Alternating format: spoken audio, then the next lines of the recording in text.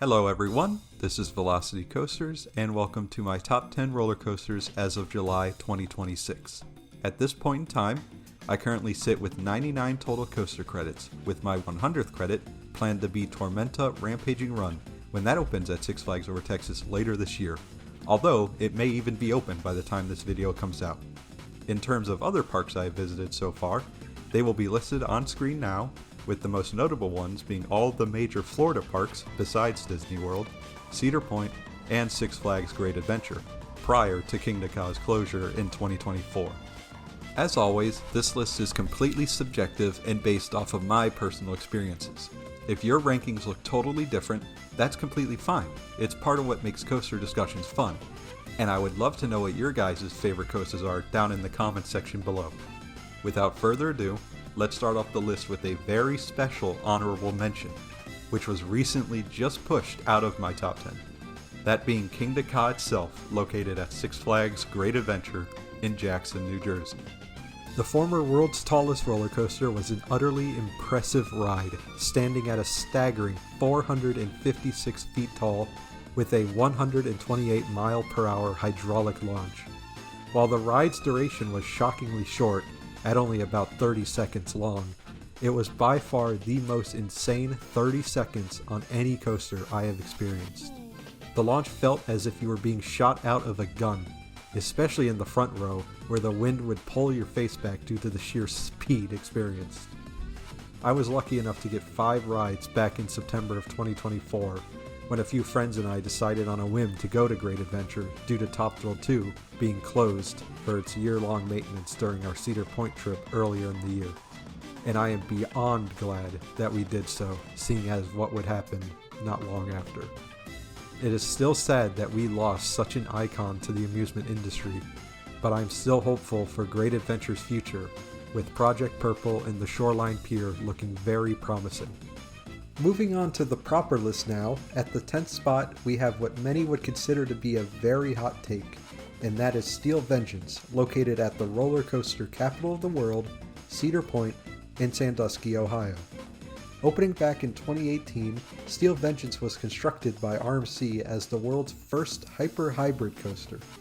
This ride layout is stacked with ejector airtime, trying its hardest to fling you out of the train the entire ride, which is quite long compared to most RMCs. It usually gets some of the longest lines at Cedar Point, so I haven't been on it as much as I would like, but it definitely delivers in the airtime department, with that first drop, speed hill, and outer bank at the start being a great combination of elements. That being said, I just feel that Steel Vengeance doesn't hit quite as good as other RMCs, feeling very repetitive at some points. While the airtime is world class, some of the elements begin to blend together for me as the ride goes on. It still stands as an elite ride, the section going through the wooden supports being the highlight of the second half for me. But spoiler alert, it's not even my favorite coaster at Cedar Point. Following Steel Vengeance, at the 9th spot we have Iron Gwazi, located at my home park, Busch Gardens, Tampa Bay, in Tampa Bay, Florida. As someone who remembers the original Gwazi, I can 100% say that Iron Gwazi was worth all of the wait and delays, as this ride slaps. While it has very similar stats to Steel Vengeance, being just 1 foot taller and having a 1 degree steeper drop, I promise that you could definitely feel the extra 1 degree on that drop. While Steel Vengeance is almost too long, Iron Gwazi is almost too short, clearly having enough speed for another 1,000 feet of track or so before it hits the brake run. But that just means it powers through its entire layout without slowing down. The death roll is undoubtedly one of my favorite inversions on a coaster ever, and the sustained sideways ejector on the wave turn over the station is genuinely insane, which I feel goes quite unnoticed as it's one of my favorite moments on the ride. Overall, it is a perfect addition to Busch Gardens' lineup, finally giving the park that S-tier coaster that it so desperately deserved. And hopefully we don't have to wait too much longer for a second one. Completing the trio of RMCs in my top 10, at the 8th spot we have the most recent addition to the list, that being Air Force One, located at Fun Spot Atlanta in Fayetteville, Georgia. Having just rode it for the first time back in May, I only had about an hour or so to get as many rides as I could, as I was just stopping by on my way up to Chicago.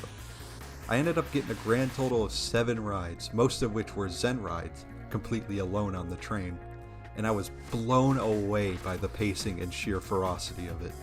It's like the perfect blend of RMC's best elements, with a great first drop, an insanely long 0G stall, a super sustained outer bank, and the very whippy arcade roll.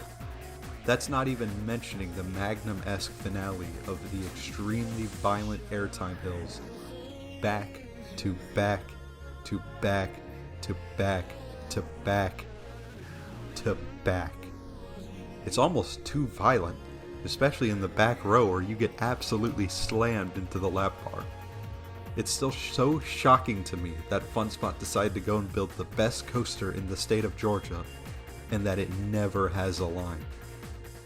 Moving on to the 7th spot, we have the first ever coaster I rode outside of the state of Florida, that being Intimidator 305, or as it's now known, Pantherian, located at Kings Dominion in Doswell, Virginia. This 305-foot tall Giga coaster is easily the most intense coaster I have ever ridden, and quite possibly the most intense in the world. I grayed out on every single one of my 10 rides on it, something that only one other coaster has caused me to do, and that was a few of my rides on the Incredible Hulk coaster at Islands of Adventure. Back on to Pantherian, the uber intensity isn't the only thing going for this ride, as it features some of the whippiest transitions I've ever felt, flinging you from side to side at speeds nearing 90 miles per hour. Most of the general public even fear the ride a bit too much, causing it to not get the wait times it realistically should have, which is a nice benefit as I'm able to marathon it when I'm at the park. Overall, to end off this video, I would just like to say thank you for watching this far, and would ask if you haven't already. At 6th place we have Pantherian's smaller, and yet somehow even crazier cousin, Maverick, located right next to Steel Vengeance in the frontier town area of Cedar Point. This small 100-foot tall, unassuming coaster ended the Coaster Wars back when it opened in 2007, showing the world that bigger doesn't always mean better. It sucks that we couldn't have gotten the version with its infamous barrel roll, but even without that, this is still such an elite ride. The launch to lift hill into the beyond vertical 95-degree drop is an insane experience in back row at night, as you can't tell when it's coming, absolutely hurling you over the drop. Its whippy transitions throughout the layout just add to the out-of-control feeling you get on the ride, culminating in the second launch out of the train tunnel, hitting your top speed of 70 miles per hour. The second half of the ride includes some insane stangle dives along with the powerful airtime hill, continuing the trend of trying to toss you around, and completing the nearly perfect layout of this world-class coaster. Starting off the top 5, we have my favorite roller coaster from B&M, that being Fury 325, located at Carowinds outside of Charlotte, North Carolina. This state-spanning Giga is the tallest coaster in the world with a lift hill, standing at a very impressive 325 feet tall, as the name implies. What really sets Fury apart for me is its pacing. Nearly every single element flows perfectly into the next, creating a ride that feels relentlessly fast from start to finish. The sections that fly over and under the park entrance create incredible near-miss moments and make the coaster feel even faster than it already is. The restraints add to this effect, being the amazing B&M clamshell, one of the best restraints ever put on a coaster. Despite its extreme size and speed, Fury 325 remains remarkably smooth, showcasing exactly why B&M is, or at least was, known for building some of the most reliable and comfortable thrill rides in the world. It's the perfect combination of height, speed, pacing, and grace. Moving on to the 4th spot, we have Top Thrill 2, the long-awaited Zamperla reimagining of the iconic Top Thrill dragster, located at Cedar Point. I was never lucky enough to experience the original Top Thrill dragster, but I knew I wanted to get out to Cedar Point for the first time once Top Thrill 2 opened back in 2024. Sadly, We all know what happened to Top Thrill 2 during its first year, so it was closed during my first trip. The good news is that I was able to make it back to Cedar Point in 2025 and was finally able to experience this one-of-a-kind ride. The backwards 100-mile-per-hour launch is easily the best part of the ride for me. Going that fast backwards and up the 420-foot-tall vertical spike, being able to look down at the rest of the park, is such an awesome experience. The Zamperla Lightning trains are easily some of the most comfortable trains in the industry, only really rivaled by the likes of the new-gen Intamin lap bar and the previously mentioned B&M clamshell. With a longer duration and swing launch, Top Thrill 2 seems like the perfect successor to the original, and it easily became one of my favorite coasters. We don't have to move far for the third spot, that being Siren's Curse, which may shock some as my favorite coaster at Cedar Point, but I ask for you all to hear me out. Now, it does sound a bit implausible that with the lineup of world-class coasters that Cedar Point has, the off-the-shelf Vekoma Tilt that wasn't even originally meant for the park is its best coaster. But it's down to the complete package that Siren's Curse offers that makes the ride for me. Cedar Point went all out for the theming, making it probably the best themed coaster in the park. Painting the bottoms of the supports with either rust or vines, adding the only underground tunnel at the park, along with the onboard audio and lighting package, almost makes Siren's Curse feel more like a Universal coaster than a Cedar Fair or a Six Flags one. More importantly, Siren's Curse doesn't really have a weak point. Every part of the experience, from the queue line to the final brake run, feels polished and intentional. The tilt track, although similar to the holding brakes on B&M dives, is an absolutely diabolical gimmick. Whether you're in front row and get lowered down to face the ground, or in back row and basically jump up 30 feet to face the ground, it is a surreal experience, really making you feel a way I haven't really felt on a coaster before.